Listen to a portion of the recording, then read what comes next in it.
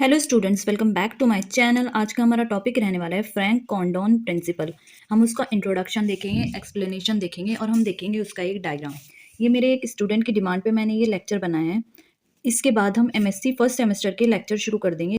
तो चलो शुरू करते हैं हम आज का लेक्चर जो है फ्रैंक कॉन्डोन प्रिंसिपल। इसका introduction. The vibrational structure of electronic spectra is studied by Franck and Condon scientist and establish a rule which is called Franck Condon principle. जो वाइब्रेशनल स्ट्रक्चर है इलेक्ट्रॉनिक स्पेक्ट्रा का, वो Frank और कॉन्डोन scientist ने study करा था और उन्होंने एक रूल एस्टेब्लिश करा था जिसको हम फ्रैंक कॉन्डोन प्रिंसिपल भी कहते हैं। मैं आपको एक बार और समझाती हूँ।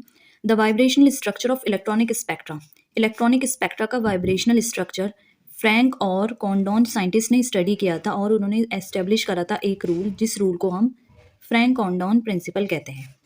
According to Franck Condon principle, an electronic transition takes place so rapidly that a vibrating molecule doesn't change its internuclear distance during the transition. Frank और कॉन्डोन दो साइंटिस्ट थे, उन्होंने ये प्रिंसिपल बताया। अकॉर्डिंग टू दिस प्रिंसिपल, जो electronic transition होंगे जब वो होंगे तो वो इतनी रैपिडली होते हैं, इतने तेज़ होते हैं कि जो वाइब्रेटिंग मॉलिक्यूल होती है वो चेंज नहीं कर सकती उसके इंटरन्यूक्लियर डिस्टेंस को, जो कि ट्रांजिशन के दौरान होती है।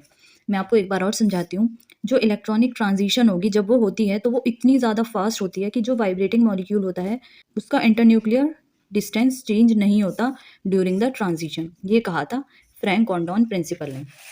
अब हम देखेंगे इसकी एक्सप्लेनेशन। इसकी एक्सप्लेनेशन ये है, एन इलेक्ट्रॉनिक ट्रांजिशन में be represented by a vertical line on a plot of potential energy versus internuclear distance. हम एक इलेक्ट्रॉनिक ट्रांजिशन को रिप्रेजेंट करते हैं एक वर्टिकल लाइन से और उसको प्लॉट करते हैं पोटेंशियल एनर्जी और वर्सेस इंटरन्यूक्लियर डिस्टेंस। ये देखिए ये है पोटेंशियल एनर्जी और ये है इंटरन्यूक्लियर डिस्टेंस जो है R. Consider two potential energy curves for the molecule in the ground electronic state E0 and in the first excited electronic state E1। हम दो पोटेंशियल एनर्जी कर्व को कंसिडर करेंगे molecule के लिए। पहला होगा ग्राउंड इलेक्ट्रॉनिक स्टेट E0 और दूसरा होगा फर्स्ट एक्साइटेड इलेक्ट्रॉनिक स्टेट जो है E1। ये देखिए, ये यहाँ पे है E0 और ये ऊपर वाला है E1। E0 है ग्राउंड इलेक्ट्रॉनिक स्टेट और जो E1 है वो है first excited electronic states. Since the bonding in the excited states occurs at a slightly greater internuclear distance than corresponding minimum in ground electronic states, जो bonding होगी excited states की वो slightly greater nuclear distance पे occur करेगी in comparison to ground electronic state. ये है इसका diagram. यह है इंटरन्यूक्लियर डिस्टेंस आर, यह है पोटेंशियल एनर्जी, ये है E0, ये है E1। ये देखिए, ये है इसका डायग्राम और ये थी इसकी छोटी सी एक्सप्लेनेशन, क्योंकि ये शॉर्ट फॉर्म में पूछा जाता है इसलिए मैंने शॉर्ट में ही कराया। और ये था इसका इंट्रोडक्शन। होप ये लेक्चर आपके लिए यूज़फुल होगा।